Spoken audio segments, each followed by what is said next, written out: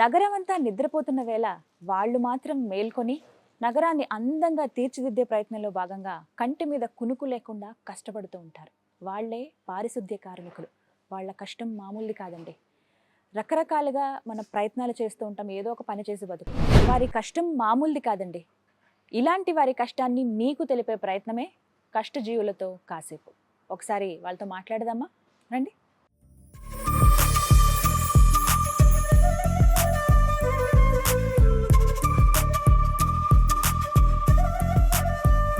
జననీ estates farmlands చందనవాలి square yard 2299 రూపాయలు మాత్రమే. కాసేపు వాళ్ళ పని నేను చేద్దాం అనుకుంటున్నాను. ఇదేదో అప్పటికప్పుడు ఏదో ఒక వీడియో కోసమనో కాదండి. వాళ్ళ కష్టం ఎంత ఉంది, ఎలా అసలు పని చేస్తారు, వాళ్ళతో మాట్లాడే ప్రయత్నం చేస్తాను, తెలుసుకుంటాను. అందులో భాగంగా వాళ్ళు ఊడ్చేటప్పుడు వాళ్ళు పడుతున్న బాధలు ఏంటి, వాళ్ళకున్న ప్రాబ్లమ్స్ కావచ్చు, లేకపోతే వాళ్ళు చెప్పే మాటలన్నీ వినాలని నాకు ఉంది. మీరు కూడా వినండి. అయితే ఒకసారి అసలు ఎలా ఊడిస్తారు ఏంటి అనేది నాకు కూడా ఎక్స్పీరియన్స్ చేయాలని ఉంది. ఫైన్. ఇది సికింద్రాబాద్ ఏరియా. మీరు ఎంతమంది ఉంటారో? 20 మంది ఉంటారా? Okay okay. ఒక ఏరియా ఇంత అని ఇలా ఊడ్చేస్తారు అంతేనా? అమ్మా ఇలాగేనా ఊడ్చేది? అంటే ఇంట్లో ఊడుస్తాం అలవాటే, కానీ రోడ్ల మీద కొంచెం కష్టంగా ఉంది, గట్టిగా ఇలా వినాల్సి వస్తుంది. ఇంట్లో ఏంటంటే ఇట్లా వంగి తుడుస్తాం కాబట్టి అది పెద్ద కష్టం అనిపించదు. అని ఇలా వంగితే ఇట్లా నడువు నొప్పి రాకుండా ఉండడానికి వీళ్ళకి ఈ విధంగా ఏర్పాటు చేశారు. మనం ఎప్పటి నుంచో చూస్తున్నదే. బట్ ఇది కొంత పర్వాలేదు, కానీ ఈ దుమ్ము ఇదంతా ఎంత ఘోరంగా వస్తుంది. తడిగా ఉన్నప్పుడేమో ఒక రకమైన వాసన వస్తుంది. ఆ చెత్తంతా తడిచినప్పుడు ఆ మురికి వాసన తెలిసిందే, మనం భరించలేము. అలాగే పొడిగా ఉన్నప్పుడు ఏంటంటే దుమ్ము అంతా పైకి లేస్తుంది, అది ముక్కుల్లోకి వెళ్తే అవి చాలా ప్రమాదకరం. కానీ అయినా వీళ్ళు ఇదే పని కొనసాగిస్తున్నారు, ఇదే పని చేస్తారు. ఎందుకంటే పట్టుకుట్టు కోసం. ఇదే వాళ్ళ కష్టం. నిజంగా కష్టజీవులు వీళ్ళు. కాసేపు వీళ్ళతో మాట్లాడదాం. ఎప్పటి నుంచి పనులు చేస్తున్నారు? ఒక్కొక్కసారి అయితే అనిపిస్తుంది అర్ధరాత్రి పూట మనందరం పడుకుంటాం హ్యాపీగా, బట్ వీళ్ళు మాత్రం అలా మేల్కొని ఉండి పని చేస్తూ ఉంటారు. ఎప్పటి నుంచో నేను అనుకున్నాను వీళ్ళతో ఒక వీడియో చేయాలని. ఇప్పుడు ఛాన్స్ దొరికింది, మాట్లాడదాం పదండి. నా చుట్టూ బంగారు తల్లులు కూర్చున్నారు. టైం ఇప్పుడు 2 అవుతోంది.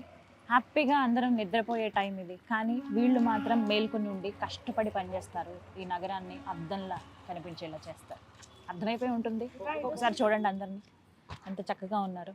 మామూలుగా అయితే ఈ టైంకి నిద్ర వచ్చేస్తూ ఉంటుంది, కానీ వీళ్ళు కళ్ళకి అసలు కనీసం ఇలా రెప్ప కూడా వేయకుండా అలా కష్టపడి పనిచేస్తున్నారు. కారణాలు చాలా ఉన్నాయి, వాటి గురించి తెలుసుకుందాం, వాళ్ళందరితో మాట్లాడే ప్రయత్నం చేద్దాం. అమ్మ మీ పేర్లు చెప్పండి ఒక్కసారి. భాగ్యరేఖ. భాగ్యరేఖ. మీ పేరు? రేణుక. రేణుక. మీ పేరమ్మా? అనిత. మీరు? జ్యోతి. పద్మ. లక్ష్మి. యాదగిరి. వీళ్ళందరూ కూడా సికింద్రాబాద్ ఏరియా, పర్టికులర్గా చెప్పాలంటే railway station, Secunderabad railway station opposite రోడ్లో వీళ్ళు రోడ్లు ఊడుస్తూ ఉంటారు. పర్టికులర్గా కొంత టైం అనేది ఉంటుంది ఒక ఏరియాకి వీళ్ళు అని చెప్పి. దగ్గర ఎంతమంది ఉన్నారు మొత్తం మీరు? మేము మొత్తం 14 మంది. ఎంతమంది? 14 మంది ఉన్నారు. సో అసలు ఎప్పటి నుంచి చేస్తున్నారు ఈ పని మీరు? నేనైతే 2005 నుంచి మేడం. ఓ, అప్పటి నుంచి. అవును మేడం. ఎందుకని ఈ వృత్తి? అంటే మా హస్బెండ్ చనిపోయిండు. మా పిల్లలు చిన్నగా ఉండడం, వాళ్ళ ఎడ్యుకేషన్ గురించి, ఇంటికి రాయి, సొంత ఇల్లు కాదు, రెంటర్స్. వాళ్ళని బతికించడానికి నేను ఈ పనికి జాయిన్ అయ్యాను. ఎంతమంది అమ్మ పిల్లలు? ఒక కొడుకు, బిడ్డ. వాళ్ళు ఏం చదువుతున్నారు? బాబు ఇంటర్ చేసి డిస్కంటిన్యూ, పాప డిగ్రీ 3rd ఇయర్. చక్కగా చదివించారు.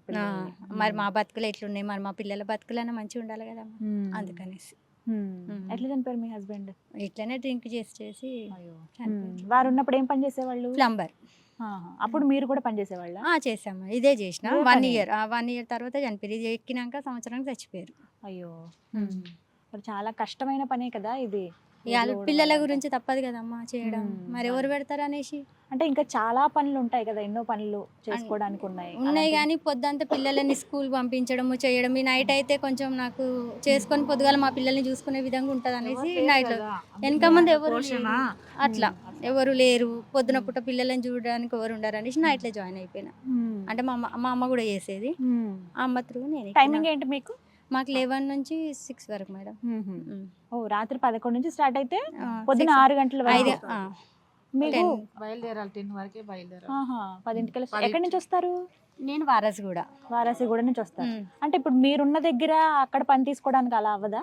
లేదు మేడం, ఏ ఏరియా చెప్తే అక్కడికి వెళ్ళాలి అంతే. అంతే. మరి భయం ఏదా మీకు రాత్రిపూట అలవాటు ఇలా? అయిపోయింది మేడం, చేసి చేసి అలవాటు కొన్ని అయింది ఏళ్ళు కొన్ని ఏళ్ళు అవుతుంది చేసి. మీ వయసు ఎంతమ్మా? నాది 54. ఈ వయసులో ఇంత చలిలో రోడ్ల మీద ఏం ఈ చేయాలి రాత్రి మేడం? వేళ అవసరమా అంటే? ఏం చేయాలి, కడుపు లేక చేయాలి కదా. పిల్లలు చిన్నప్పుడే మా భర్త చచ్చిపోతే తీసుకొని వచ్చినాయి ఇక్కడ ఏ ఊరు నుంచి? ఊరు నుంచి సీతారాంపురం, అక్కడ మోత్కూరు దగ్గర. ఆ, పిల్లలు చిన్నోళ్ళని ఇక్కడ తీసుకొని వచ్చిన, హ్మ్, ఇక్కడనే బతుకుతున్నాం. పిల్లలు ఏం చదువుతున్నారు? ఒక పిల్లగాడు 12, ఒక పిల్లగాడు 12 చదివిండు. హ్మ్, పెద్ద పిల్లగాడు చదవలే. వాళ్ళు ఏమైనా పని చేసుకుంటున్నారా? కూలిన చేసుకుంటారు. ఇంకా వాళ్ళ పని వాళ్ళు కష్టపడుతున్నారుగా, మరి మీరు ఎందుకు? మీరు కూడా రెస్ట్ తీసుకోవచ్చుగా. ఇక వాళ్ళు కష్టపడరా, మనం ఇంట్లో కూర్చొని తింటే నడుతుందా మేడం? చేసుకోవాలి కదా. మీరు కూడా కష్టపడాల్సిందే.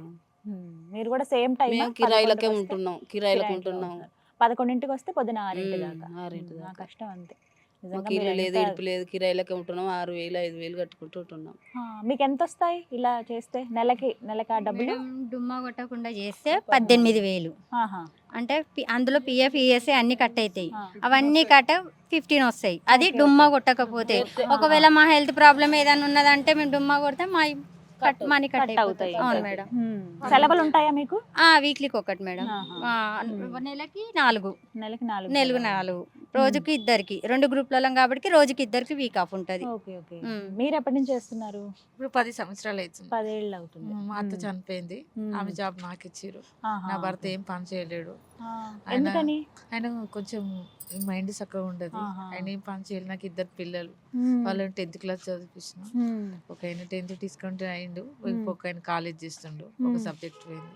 ఇక నా భర్త ఏం పని చేయలేడు కాబట్టి నేను పిల్లల్ని చదివించుకుంటూ కిరాయి మీరే కుటుంబాన్ని పోషించుకుంటున్నాను. నేను Great. చాలా ఇక్కడ కష్టం. పరిస్థితి అందరిది అంతే మేడం, అందరిది అంతే. ఎవరేమి మేము చేసే డ్యూటీలనైతే మాక్సిమం అందరం భర్త లేని వాళ్ళమే ఉండి కూడా కొంతమంది ఈ పరిస్థితి ఇబ్బంది పాలు. దానివల్ల మా చిన్న పిల్లల్ని వదిలేసి జాబ్లోకి వచ్చి మా పిల్లల్ని ఏదో మాలాగా కాకుండా మాలో మంచి చూసుకోవాలని కోరిక మాకు. మీ ఆశ అది. అది మాది. మీరండి ఏం చేస్తారు? సేమ్ ఇదే పని? సేమ్ ఇదే పని. ఎందుకని వేరే చదువుకున్నారా మీరేమైనా? చదువుకున్నా, ఎందుకని ఇంటర్ చదువుకోలేదు? చదువుకున్నా. ఇంటర్ చదివారు, మరి వేరే ఏదైనా జాబ్ చేసుకోవచ్చు కదా. చేశాను ఇంత ముందు. ఆ, మమ్మీ కోసం ఈ జాబ్ ఎక్కిన, మమ్మీ తీసేస్తారంటే మమ్మీ కోసం ఎక్కిన. అయ్యో, ఇంకా తప్పని పరిస్థితి. ఇప్పుడు మీరు ఇలా ఈ పని చేస్తున్నారు, రోడ్లు ఊడ్చే పని. ఇది కొంతమందికి ఎలా ఉంటుందంటే, ఏంటి రోడ్లు ఊడ్చే పని చేస్తున్నావా అని అడుగుతారు. ఏ పనైనా వాళ్ళకి గౌరవం ఉంటుంది. అడుగుతారు. ఏ పనైనా, అవును, ఏ పనైనా అది గౌరవమే. మీరు చేసేది కూడా చాలా గొప్ప పని, మేమందరం చేసే పనుల కన్నా చాలా గొప్ప పని. కానీ చులకనగా చూసే వాళ్ళు కూడా ఉంటారు. చాలా మంది ఉంటారు. చాలా మంది ఉన్నారు. అలాంటి వాళ్ళు మిమ్మల్ని క్వశ్చన్ చేస్తారా? ఇంకా మమ్మల్ని చూసి అంత దూరం పోకపోతే చాలా, అసలు మాకు నీళ్ళు ఇచ్చే వాళ్ళు కూడా చాలా కరువు మాకు ఇక్కడ, దూరం జరుగుతుంది. అట్లాంటి పరిస్థితి. ఇంకా కరోనా టైంలోనైతే ఇంకా చెప్పొద్దు అసలు. మాది రెంట్ కిరాయి ఇండ్లు. మేము అసలు ఇండ్లలో పోవాలన్నా కూడా మా ఓనర్స్ రానిస్తారో రానియరో అని అదో భయం. ఇక్కడ డ్యూటీ చేయకపోతే మాకు పొట్ట గడవదు. అంత అంటే అన్ని ప్లేసెస్ కి వెళ్ళి చెత్త తుడిచి వస్తారు. వాళ్ళకి కూడా ఏమనుకుంటారంటే అయ్యో వీళ్ళకి ఏమన్నా వస్తుందేమో మాకు వస్తుందని వాళ్ళ ఫీలింగ్. మేము ఇక్కడ అంతా వేసి పోతే మాకు కిరాయి ఇల్లు రానిస్తారా? ఆ పరిస్థితులలో కూడా మేము బతికినాం. మాకు పోగానే స్నానం చేయడం, పిల్లలకి ఎట్లా వండి పెట్టాలని భయము, ఆ డ్రెస్ ఇప్పేయడం, బయటనే బాత్రూమ్ దగ్గర పోయి మళ్ళీ వేరే బట్టలు అక్కడ వాళ్ళు వేసేయడము, స్నానం చేయడము, చలిలో వానలా కానీ ఎట్లయినా కిట్లు అన్ని వేసేటోళ్ళు. నిజంగా కరోనా ఆ, టైం కరోనా బాబాయ్, టైం లాగా ఎవరికి మళ్ళీ బట్టలను ఆ పరిస్థితి పడేసేటోళ్ళు. రావద్దు. కానీ ఆ, మేము దేవుడు ఎంతో మా భయంకరమైన వద్దన్నాడు పని మేడం. మాకు చేసినాం, ఏ కానీ ఎఫెక్ట్ దేవుడు రాలే. ఏ అవునా? ఎఫెక్ట్ రాలే మేడం. అట్లీస్ట్ మాకు కోల్డ్ ఏమీ కూడా రాలేదు. కాలే మాకైతే. అంత అది ఉన్నాం మేమైతే. మీరు చెప్పండి, అమ్మగారికి జాబ్ పోతుందని చెప్పి మీరు వచ్చారు. మరి ఇలా ఎవరైనా మాట్లాడితే ఇలా అంటే మీ ఫ్రెండ్స్ గానీ ఎవరైనా గేల్ చేస్తారా? నా ఫ్రెండ్స్ ఎవరు ఏమన్నారు? ఏమన్నారా? వాళ్ళు ప్రౌడ్ కూడా గా ఫీల్ చేశారు. అవుతారా? ఓకే. సో ఈ వచ్చే శాలరీ మీరు అమ్మగారికి ఇస్తున్నారా? అడ్జస్ట్ చేసుకోవాలి.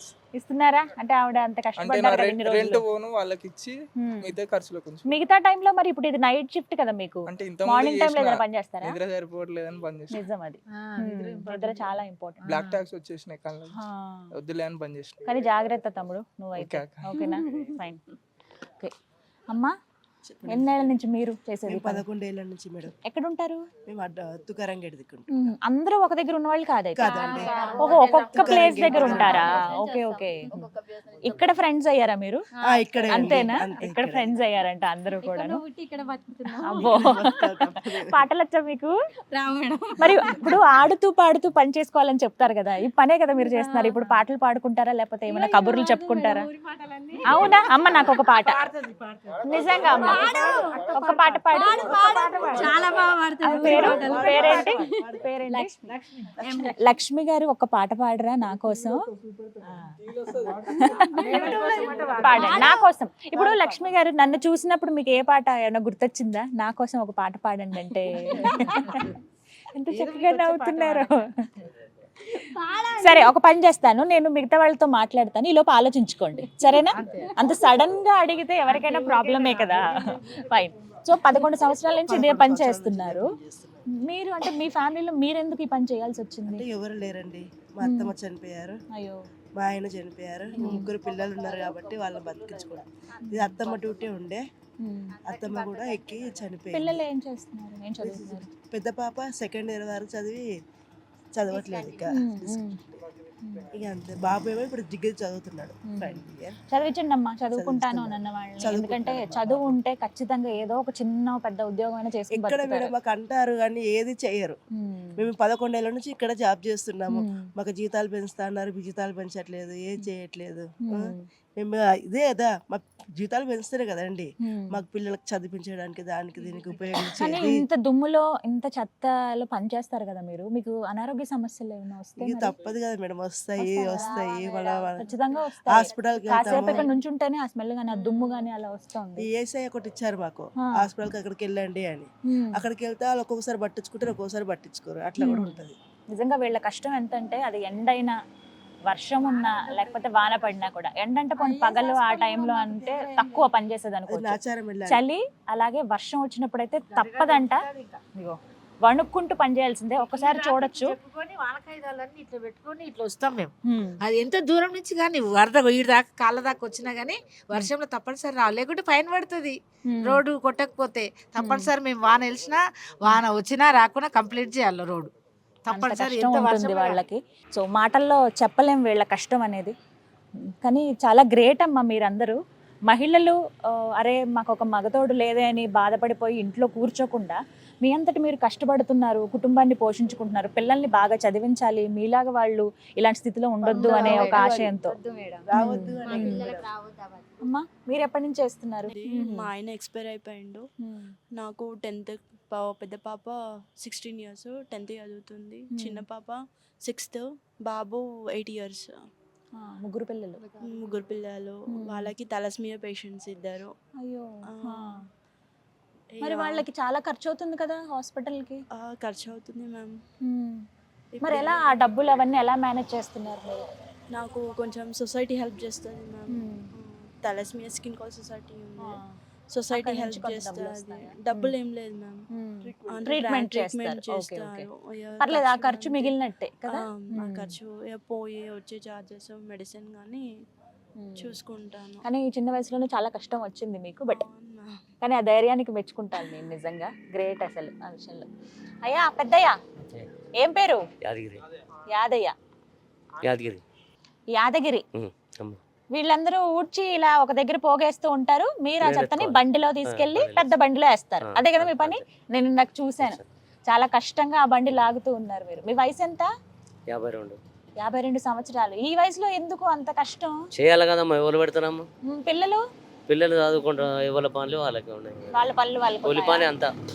అంటే ఇప్పుడు వాళ్ళు తెస్తారు కాబట్టి ఇంత కష్టపడొద్దు, పక్కన చలి ఇంత వర్షాలు ఇవన్నీ ఉంటాయి కదా. ఎవరు పెడతారు చెప్పు? ఎవరు పెట్టారు, 2 రోజులు చూస్తారు మళ్ళీ వెనక. ఎవరి మీద ఆధారపడొద్దు, మీ కాళ్ళ మీద మీరు నిలబడాలి. అంతేనా? కష్టం ఉంటుందా ఈ పనిలో? చాలా కష్టం అమ్మా, కష్టం. విసుగు రాలేదా ఎప్పుడు? వస్తుంది, రిస్క్ వస్తుంది, కుక్కలు చచ్చిపోతాయి, అన్ని ఉల్కలు అన్ని వేయాలి, వాసన పట్టుకొని వేయాలి, బండ్లు వేయాలి, లేకుంటే కుండీలు వేసుకోవేయాలి. ఇక మీ సోటాలు ఏం చేస్తారంటే గుంజేవా తీసేయి, ఇక గలీజ్ మాటలు తిడతారు. ఆ మాటలు పడకుండా కూడా చేయాలి. కానీ చాలా డేంజర్ కదా రోడ్డు మీద పని చేయడం అని అంటే. వెహికల్ చాలా స్పీడ్ గా వెళ్ళిపోతూ ఉంటాయి, అంటే ఎవరు ఎలాంటి మనుషులు ఉంటారో తెలియదు కదా. మరి ఎలా మీరు ఉంటారు మేడం, ఒక్కొక్కరు అమ్మో పని చేస్తూ ఉంటాము, కొట్టుకుంటూ వెళ్ళిపోతూనే ఉంటారు తెలుసా, కొట్టుకుంటూ వెళ్ళిపోతూనే ఉంటారు. ఎత్తుతున్నా ఇప్పుడు సరిసి చెప్పబోతూనే ఉంటారు. ఇట్లా ఎందుకు అట్లా? తెలియదు, రోడ్ల మీద ఏం చేస్తారో వాళ్ళకి తెలియదు. కథ ఎక్కడ ఏమో కనిపిస్తుంది అంటే కథ ఇట్లా బండి తీసుకొని గుద్దేసి వెళ్ళిపోతారు వాళ్ళకి. గుద్దేసి వాళ్ళు పట్టుకోవడం వరకు మా వాళ్ళు అక్కడ ఉంటారు, ఒకళ్ళు అక్కడ ఉంటారు. ఉరికినా కానీ వాళ్ళు పరిగెత్తుకుంటూ వెళ్తూ ఉంటాడు. మీరు అందరూ ఒక దగ్గరే ఉంటారా? ఒకటే దగ్గర ఉంటారు. అంటే అక్కడ విడివిడిగా వెళ్ళడం కొంచెం డిస్టెన్స్ ఉంటాం. కొద్ది దూరంలోనే ఉంటారు. మీకు ఎప్పుడైనా అలాంటి చేదు అనుభవాలు ఎదురయ్యాయా? అంటే అయ్యాయి బాగా మేడం. భయం వేసి మీరు అసలు అక్కడ నుంచి వదిలి పారిపోయి ఆ ప్లేసెస్ నుంచి చీపురు కూడా వదిలి పారిపోయిన ఇప్పుడైతే కొంచెం సందర్భాలు పర్లేదు మేడం. ఒక 4 ఏళ్ల కింద అయితే చాలా భయపడే వాళ్ళం. పని చేయాలన్నా కానీ భయపడేది. ఆ. అంటే ఎలాంటి పరిస్థితి? అంటే ఇప్పుడు చెప్పాం కదా మేడం, ఇట్లా కొట్టుకుంటూ పోయేట వాళ్ళు ఇట్లా బండి తీసుకొని మొత్తం ఇట్లా తాక్కుంటూ ఇట్లా వెళ్ళిపోతున్నా ఉండే. మా అత్తమ్మకి ఇట్లా చెయ్యి ఇరిగిపోయింది అప్పుడే. మీరు ఇక అసలు అప్పుడే ఎదురు తిరగొద్దా ఏమనలేదు. అప్పుడు? అప్పుడు ఏం తిరుగుతాము, మీరు ఎంతమంది దొరకలేదు, ఉన్నారు? అస్సలు దొరకలేదు వాడు. అంతేలే, దొరకడం అది వాళ్ళ మేము మా హోస్ట్లో కాళ్ళు ఉంటారు. ఇక్కడ అప్పుడు మా దగ్గరే ఉంటారు కదా, పడిపోయింది అన్నట్లు మా దగ్గరే ఉంటారు. ఇక వాడు వెళ్ళిపోతూనే ఉంటాడు. వాడు ఇక వంగి ఉడిచేది కదా అప్పుడు. కదా ఇంతకు ముందు ఇట్లా వంగి ఉడిచేది. మామూలుగా ఊడ్చేవాళ్ళు. ఇప్పుడు కట్టెలు ఒట్టి ఉడుస్తున్నాం. అయినా గానీ కొద్దిగా నడువు నొప్పి గానీ చేతులు ఇవి వస్తాయి మేడం, పట్టేస్తూ ఉంటాయి. చేతులు బాగా నొప్పి వస్తాయి. చేతులు ఎందుకంటే ఇక్కడ వస్తాయి, ఇక్కడ వస్తాయి ఇవన్నీ. ఇప్పుడు మంది లేకపోతే రాకుంటే మేము ఉడవాలి కదా. ఒక ఊడ్చినప్పుడు ఇట్లా కొంచెం అలసిపోతుంది పానం, నడుస్తుందా ఇవన్నీ అలసిపోతుంది పానం అంతా. నిజంగా అలసిపోతుంది మేడం. కానీ అంత కష్టం ఉన్నా చెయ్యక తప్పదు కదా. టాబ్లెట్లు వేసుకుని అలా వచ్చేస్తారు అంతేనా? అమ్మ మీరు ఎన్ని సంవత్సరాల నుంచి చేస్తున్నారు? నేను 22, 23 నడుస్తాను. 23 సంవత్సరాల నుంచి చేస్తున్నారా? అందరికంటే సీనియర్ అయితే మీరు. అవునా? ఇదే ఏరియానా? ఇదే ఏరియా, అన్ని ఏరియా తిరిగినాము. అప్పుడు ఇది అన్ని ఒకటే కాంట్రాక్ట్ ఉంది. ఇప్పుడు జర కాంట్రాక్ట్ ఎక్కువ అయ్యి ఒక్క మనిషికి 2-3 గ్రూపులు ఉన్నది. కాంట్రాక్ట్ అంటే ఎట్లా ఉంటుంది? కాంట్రాక్ట్ అంటే 6 నెలలు 5 నెలలు అప్పుడు ఉంటుంది. ఇప్పుడు తర్వాత లాస్ట్కి గవర్నమెంట్ పోగానే గవర్నమెంట్కి అయిపోయింది. ఇప్పుడు ఏడ పడితే ఒక 2 గ్రూప్ 3 గ్రూపులకు ఒక సూపర్వైజర్. అప్పుడు ఒకటే సూపర్వైజర్ ఉంది. ఈ పని అసలు ఎలా దొరుకుతుంది మీకు? వాళ్ళని అడగాల వెళ్ళి? మేము అడగలే. అప్పుడు ఎన్టీ రామారావు పెట్టింది ఇది. అంటే ఇప్పుడు ఈ పని ఎట్లా ఎట్లా మీరు ఎలా అప్లై చేసుకుంటారు వీటికి? మీకు ఉద్యోగం రావాలంటే అప్పుడు ఇట్లనే పని మీద పని మనుషులు పడుతుండ్రు అంటే ఇట్లా తీసుకొచ్చి మా చిన్నమ్మ చేసుకొని ఉంటే ఆమె తర్వాత నన్ను తీసుకొచ్చి పెట్టింది. అలా ఒకరి తర్వాత ఒకరు ఒక కుటుంబంలో అలా ఇస్తారా? లే, కుటుంబంలో వేరే వేరేనే. ఇక ఆమె ఇడిసబెట్టింది, ఇక మళ్ళీ నేను ఎక్కాను అలా. కానీ ఆ కష్టం మామూలుగా ఉండదమ్మా, ఎంత ఇదైనా కానీ. 23 సంవత్సరాల నుంచి చేస్తున్నారంటే చాలా గ్రేట్ అసలు మీరు. మీ కష్టాలు ఏంటి అంటే ఎవరితోనైనా చెప్పుకోవాలి అనుకున్నప్పుడు ఇప్పటికిప్పుడు మాకు ఈ సమస్యలు ఉన్నాయి అనే చాలా ప్రాబ్లమ్స్ ఉంటాయి కదా మేడం. గవర్నమెంట్ కి ప్రత్యేకించి ఎందుకంటే మాకు జీతాలు సరిపోవట్లేదు మేడం. మేము అది కొట్లాడినా చేస్తున్నాం, కొట్లాడకపోయినా చేస్తున్నాం. మంచి చెడు ప్రతి ఒక్కటి రోడ్డు మీద పోతుంది. లాస్ట్ మా సావులు కూడా రోడ్డు మీద పోతాయి, అందులో 100% అది. కాకపోతే మేము చేసిన దానికి మాకు ఫలితాన్ని ఇవ్వమంటున్నాం. ప్లస్ మాకు ఇండ్లు లేవు మేడం, మాకు ఇండ్లు దారి చూపిమంటున్నాం.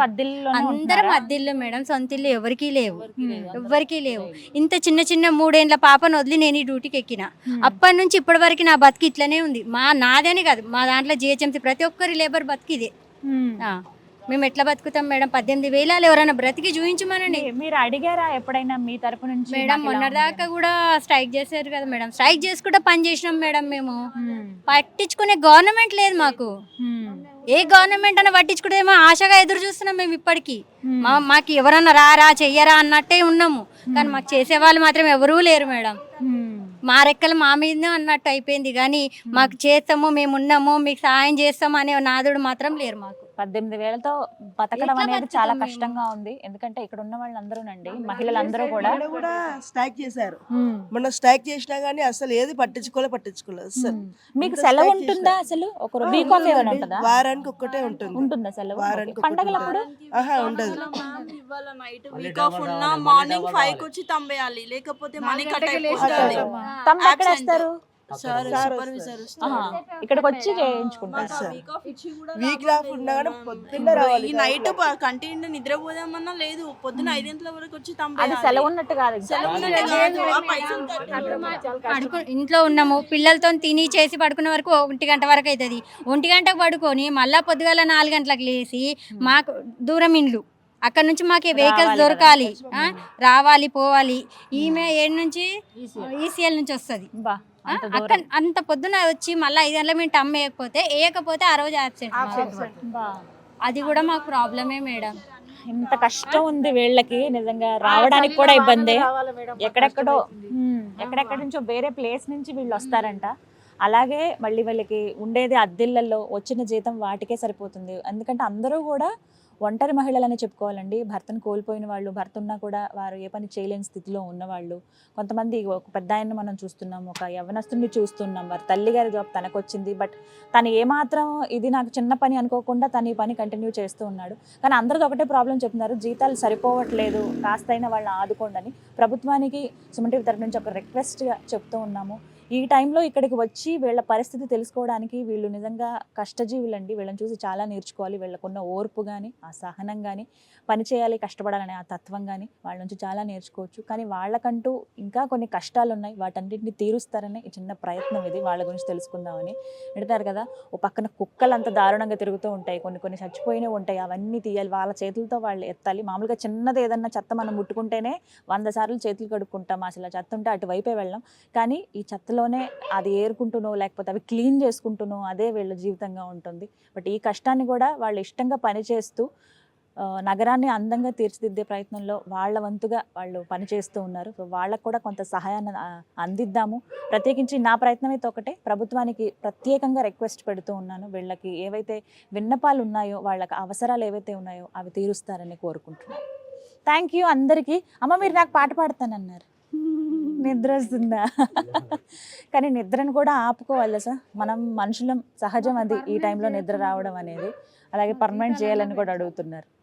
చాలా రిక్వెస్ట్లు ఉన్నాయి, ఒక్కసారి వాళ్ళని పట్టించుకోండి. చాలా ప్లేసెస్లో చూస్తాము, ఒకసారి వాళ్ళ దగ్గరికి వచ్చి మాట్లాడితే ఇంకా బాగా ప్రతి విషయం కూడా తెలుస్తుంది. అందరికీ థ్యాంక్ యూ. మీ టైంని, మీ పని నేను డిస్టర్బ్ చేశానా?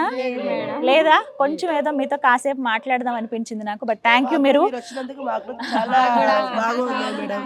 ఎందుకంటే మా విషయాలన్నీ మీకు తెలుస్తున్నాయి కదా, ఏదైనా చేసేది మీరు కూడా. అంటే ఫస్ట్ నాకు అనిపించింది యాక్సెప్ట్ చేస్తారో లేదో, ఎందుకంటే మీ పనిలో మీరు ఉంటారు కదా అనుకున్నాం. వాస్తవానికి మేము కూడా ఏంటంటే మా పరిస్థితి తెలుసుకోవడానికి ఎవరైనా ముందుకు వస్తారేమో అని మేము కూడా ఎదురు చూస్తున్నాం మేడం. నా వంతుగా ప్రయత్నం నేను చేస్తాను. ప్రయత్నం మీరు కూడా చేయండి మేడం. అంతే. అయ్యో అంత మాట కాదమ్మా, బట్ నేనైతే ట్రై చేస్తాను డెఫినెట్ గా. ఇది గవర్నమెంట్ దాకా, హైకమాండ్ దాకా వెళ్ళేలాగా చూస్తాను. బట్ ఒకసారి రిక్వెస్ట్ పెడుతున్నాను సార్, సీఎం రేవంత్ రెడ్డి గారు, ఒకసారి వీళ్ళ కష్టాన్ని గుర్తించండి, వాళ్ళ ప్రాబ్లమ్స్ ఏవైతే ఉన్నాయో అవి సాల్వ్ చేస్తారని, వారిని పట్టించుకుని వాళ్ళకి ఎంతో కొంత ప్రభుత్వం తరపు నుంచి హెల్ప్ చేస్తారని నా విన్నపం, నా కోరిక అదే.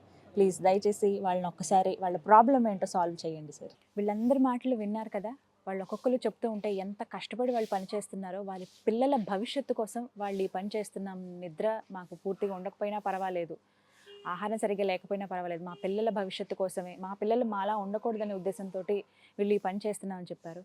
మరీ ముఖ్యంగా నాకు బాగా బాధ అనిపించింది ఏదో తెలుసా, వీళ్ళ మాటల్లో, వీళ్ళు ఇలా రోడ్డు మీద పని చేస్తున్నప్పుడు కనీసం మానవత్వం అనేది కూడా లేకుండా వాళ్ళని కొట్టి వెళ్తారంట. అంటే తాగుబోతులు కావచ్చు, లేకపోతే ఎవరైనా తుంటరి వాళ్ళు ఉంటారు కదా, వాళ్ళకి అదొక ఆనందం. వీళ్ళ దగ్గరికి దాడి చేయడానికి రావడము, వీళ్ళ దగ్గరికి వచ్చి బెదిరించడము, ఇలాంటి పనులు చేస్తూ ఉంటారట. దయచేసి రిక్వెస్ట్ చేస్తున్నాను, ఒక్కసారి వాళ్ళ కష్టాన్ని చూడండి, వాళ్ళ పనిని చూడండి. వాళ్ళకు 4 రోజులు రాకుండా ఇంట్లోనే కూర్చుంటే కనుక, సరే డబ్బులు మాకు అవసరం లేదు, ఏమీ వద్దు, మేము ఇంట్లోనే ఉంటామంటే నగరం అంతా ఎంత చెత్త కుప్పలా మారిపోతుందో ఒక్కసారి ఊహించుకోండి. వాళ్ళ కష్టాన్ని అందరం గుర్తిద్దాం. ఎవరైతే ఇలా తుంటరి పనులు చేస్తున్నారో, వాళ్ళని ఇబ్బంది పెడుతూ ఉన్నారో, అలాంటి వాళ్ళు దయచేసి ఈ వీడియో చూసి వాళ్ళ మాటలు వినైనా మారతారనేది నా ఆశ, నా కోరిక.